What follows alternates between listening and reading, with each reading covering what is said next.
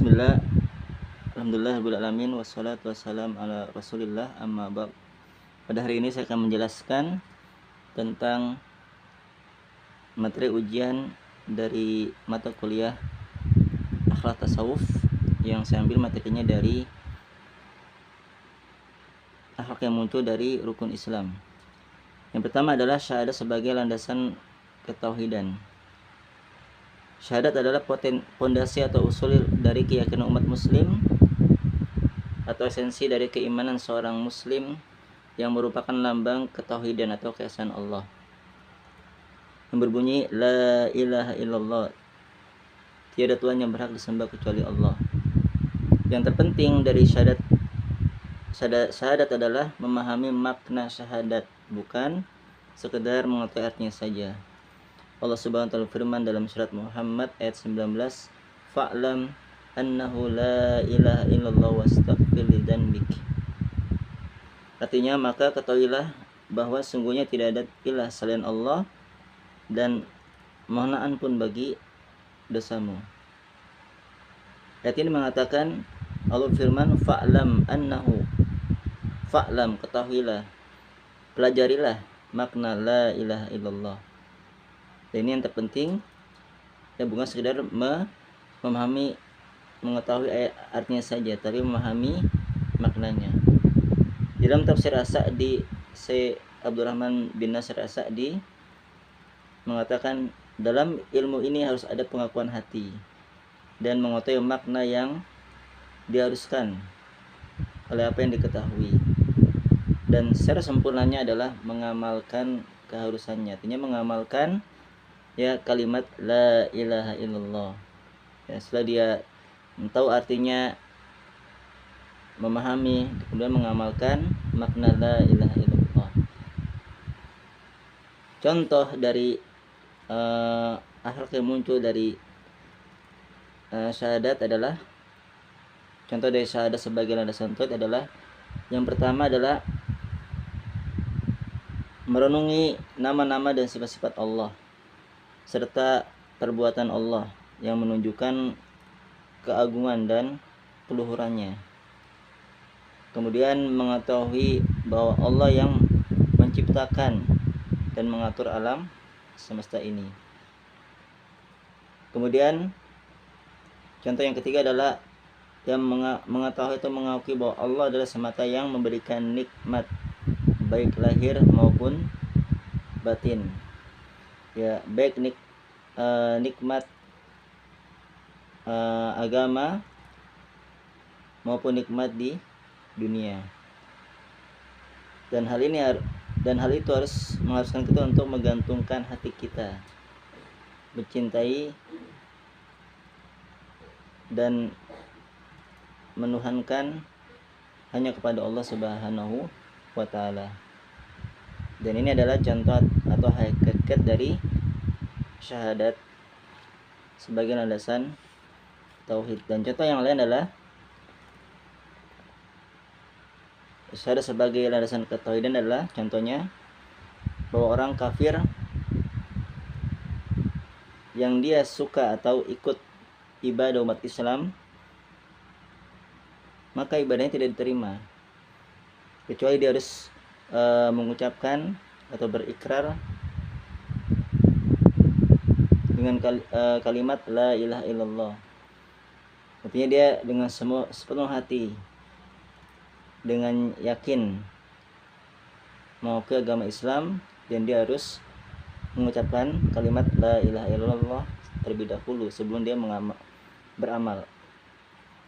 Karena kalau dia beramal tanpa mengucapkan la ilaha illallah, maka tidak akan diterima amalnya.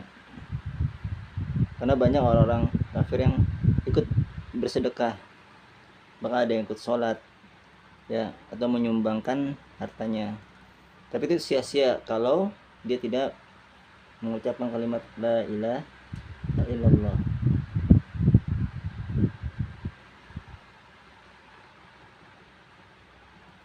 Dan contoh yang terakhir adalah orang yang melakukan kesyirikan, umat muslim melakukan kesyirikan, ya, maka batalah syahadat kalau dia benar-benar melakukan kesyirikan. Maka kalau dia ingin bertaubat, maka dia harus mengulang syahadatnya dan bertaubat kepada Allah Subhanahu wa taala. Kemudian yang kedua adalah akhlak yang muncul dari salat yang khusyuk. Seseorang yang melaksanakan salat harusnya khusyuk, dan orang yang khusyuk dalam salatnya mendapatkan ketenangan dan kebahagiaan, sebagaimana Allah Ta'ala firman dalam ayatnya, qad aflahal mu'minun alladzina hum fi salatihim khashi'un, dalam surat Al-Mu'minun. Maka beruntunglah orang-orang yang khusyuk dalam salatnya. Dan Allah juga berfirman dalam surat Al-Baqarah ayat 45, wasta'inu bis sabri was shalah wa innaha lakabiratun illa 'alal khashi'in. Mohon pertolonganlah kepada Allah dengan sabar dan salat. Dan saat itu sungguh sangat besar, sungguh sangat berat, kecuali orang yang khusyuk. Maka orang yang khusyuk itu insyaallah ringan untuk melaksanakan sholatnya dan semangat dalam melaksanakan sholatnya, dan dia akan mendapatkan kebahagiaan bagi orang yang khusyuk sholatnya. Bahkan keutamaan khusyuk, sebagaimana Rasulullah SAW bersabda dalam hadisnya, ma min imri'in muslim takhluru salatu maktubah wa yusinu wudu'aha wa khusu'aha wa ruku'aha illa kanat kafarah lima qablaha minadz dzunub ma lam yu'ta kabirah wa dzalika ad-dahru kulluhu.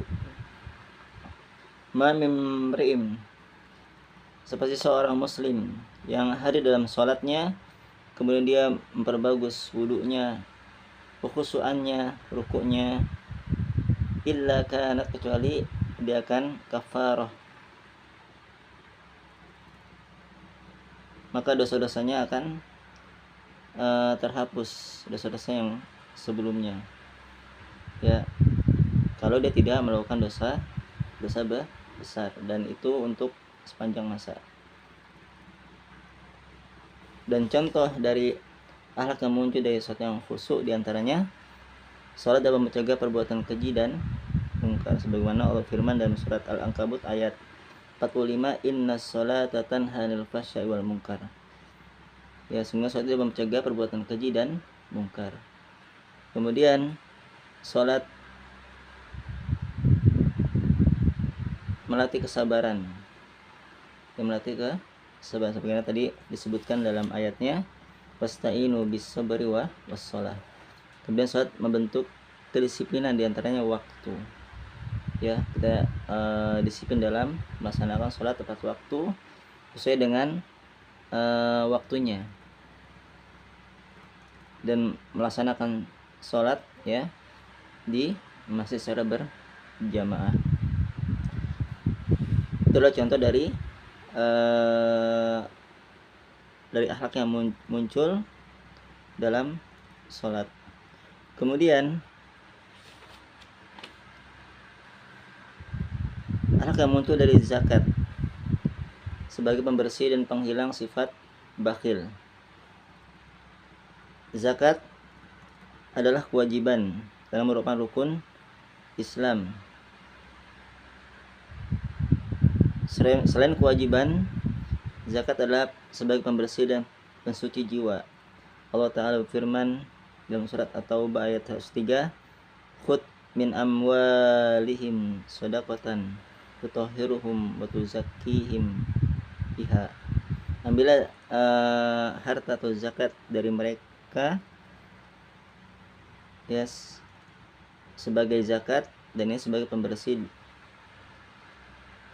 dan pensuci jiwa mereka.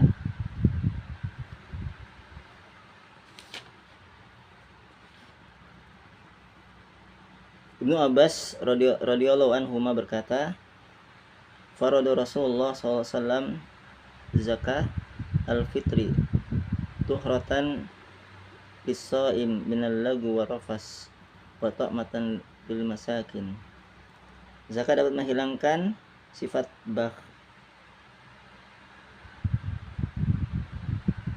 Rasulullah SAW mewajibkan zakat fitri sebagai pembersih bagi orang yang berpuasa dari lagu. Sifat lagu itu sifat sia-sia, perbuatan sia-sia, warofas, dan ucapan yang kotor, kotok matan, dan makanan lil masakin, bagi orang yang miskin. Ya, jadi zakat selain kewajiban juga sebagai pembersih dan suci jiwa seorang muslim yang dia menunaikan zakatnya. Zakat juga dapat menghilangkan sifat bakhil. Sebagaimana Rasulullah SAW bersabda, "Ma naqasat shadaqah min mal." Tidak akan berkurang zakat atau sedekah yang dia infakkan, tidak akan berkurang. Dan ini adalah dapat menghilangkan sifat bakhil bagi seseorang. Ketika dia sedekah, dia yakin bahwa hatinya tidak akan berkurang apa yang dia zakatkan atau dia sedekahkan. Bahkan zakat atau sedekah akan memadamkan api. Rasulullah SAW memadamkan dosa. Rasulullah SAW bersabda, sedekah akan memadamkan dosa sebagaimana api dapat memadamkan air. Hadis riwayat Tirmidzi. Dan contoh dari akhlak yang muncul dari zakat adalah bahwa tadi sudah dijelaskan, tentunya akan menghilangkan sifat bakhil dari sisi seorang, yang menghilangkan sifat bakhil dari seseorang. Dan yang kedua, hartanya akan bertambah bagi orang yang selalu bersedekah, tidak akan berkurang. Itu adalah contoh dan hakikat dari zakat. Kemudian puasa dapat menjaga dan menahan diri dari segala keburukan nafsu. Puasa bukan hanya menahan lapar dan haus saja, tetapi puasa juga menahan dari segala keburukan hawa nafsu. Rasulullah SAW bersabda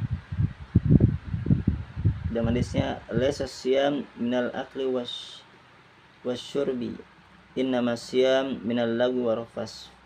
Fa in syabaka ahadun au jahula alaika falyakul inni shaim, faltakul inni shaim, inni shaim."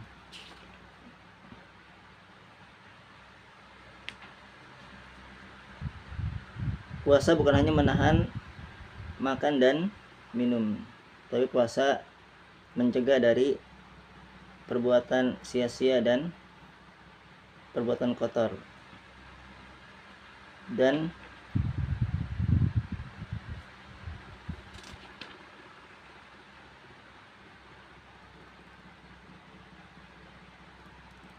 jika ada orang yang mencelamu atau berbuat usil, maka tahanlah hawa nafsumu. Maka cukup kamu ucapkan sedang berpuasa.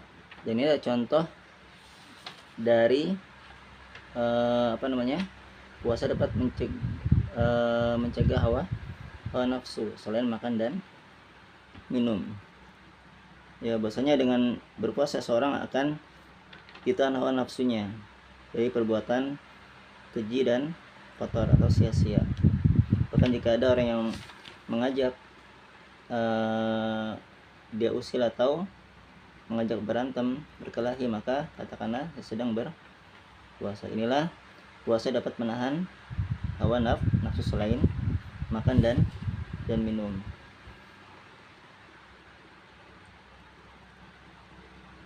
Kemudian yang terakhir, akhlak yang muncul dari ibadah haji dengan segala larangan dalam haji sebagai penanaman akhlak. Haji merupakan rukun Islam yang kelima.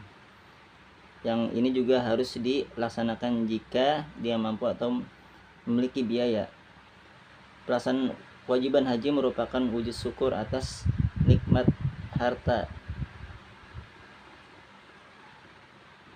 Nikmat harta. Karena haji merupakan perintah Allah kepada hambanya yang harus dilaksanakan. Kemudian haji juga harus adanya keikhlasan dan tidak berbuat sia-sia dan keji saat sedang melaksanakan haji.